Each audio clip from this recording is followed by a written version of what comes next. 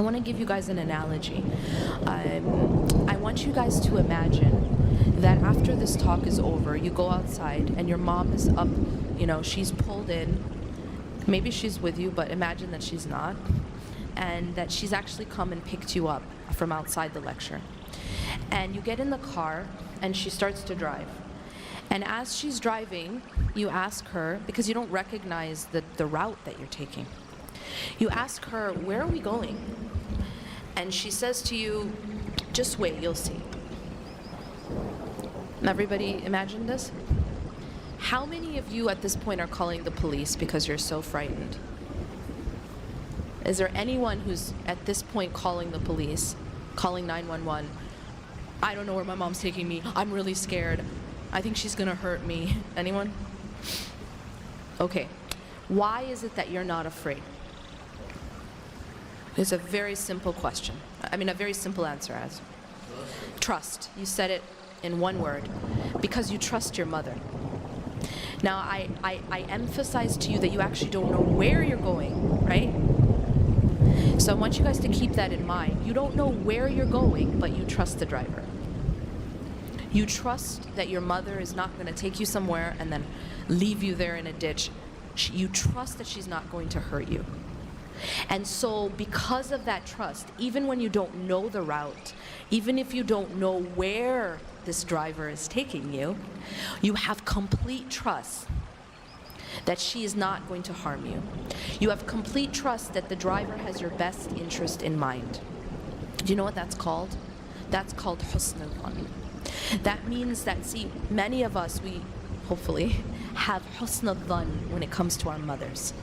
We know that our mother has our best interests in mind. We have a good opinion of our mothers. We trust our mothers. And because of that trust, and because of that good opinion, we don't panic even when we don't know where she's taking us. Now, what does that have to do with Allah subhanahu wa ta'ala? Allah takes us in our lives. Allah is the driver of our lives. And yet many of us, when we don't know where He's taking us, we panic. We do that thing where you call the police and say, I'm scared, I don't know where I'm going. We do that. But maybe we're not calling the police, we're calling our friend, or we're calling our family member, or we're whatever, whoever it is that we're calling. But that feeling of panic, that feeling of anxiety is because we don't have enough trust and a good opinion of the driver. Maybe you've taken turns in your life that you never expected. Maybe you went down routes that you never wanted. But if you have a good opinion of Allah subhanahu wa ta'ala, you know that He will never do something to harm you.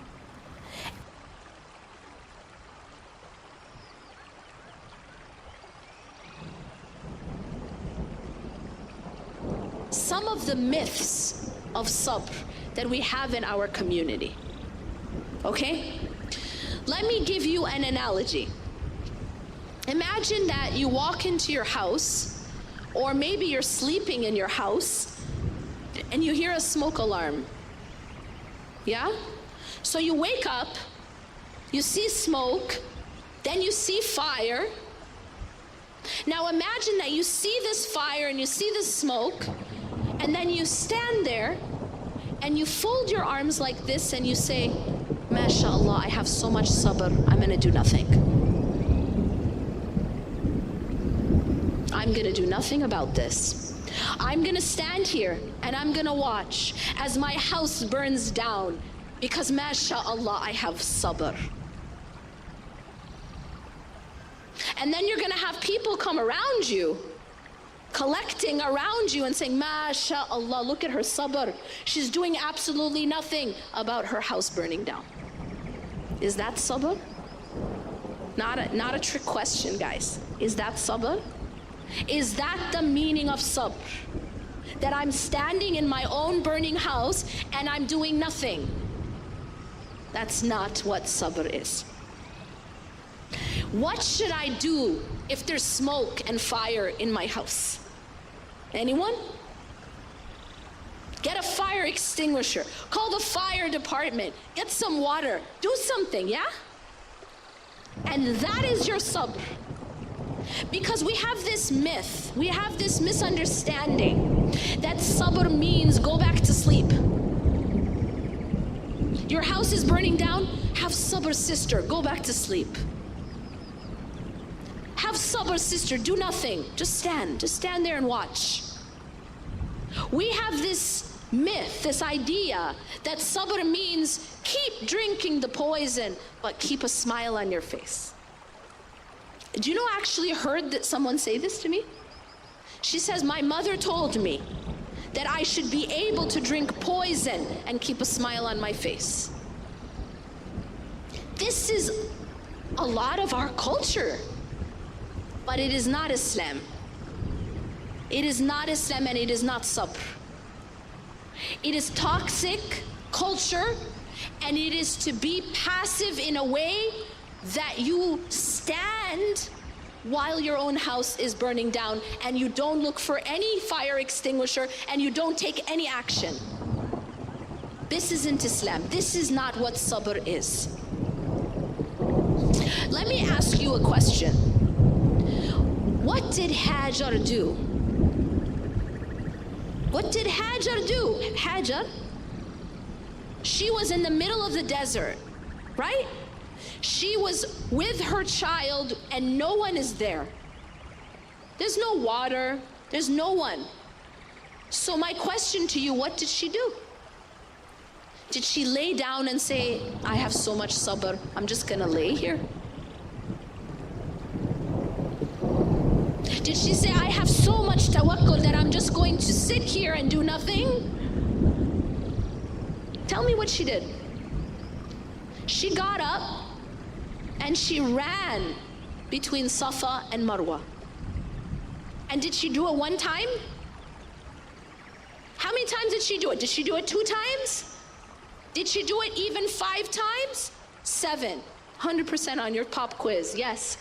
7 times. Do you understand the lesson or no? She's not being passive. She's not saying, I have sabr, so I'm going to be passive and do nothing.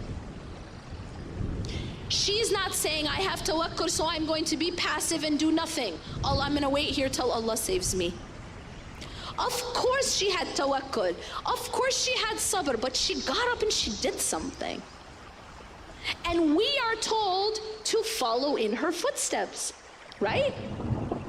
You cannot complete Hajj or Umrah, man or woman, without following in her footsteps. Prophet Muhammad sallallahu alaihi wasallam said, if you see something wrong, try to change it with your hand. And if you cannot change it with your hand, then try to change it with your tongue.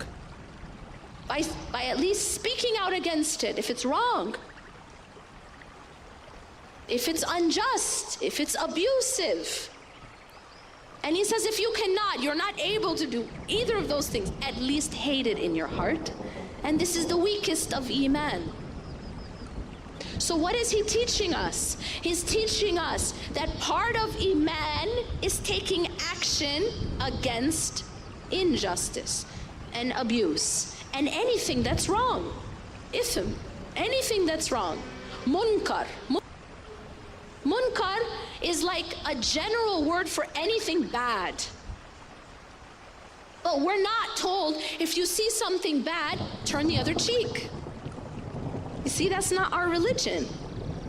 He didn't say when you see munkar, turn the other cheek. He said try to change it, take action, don't be passive. There's another common myth or false definition of sabr. And that is that sabr means that you don't feel any emotion. That you don't feel any grief. You basically become a robot. So I'll give you an example to illustrate.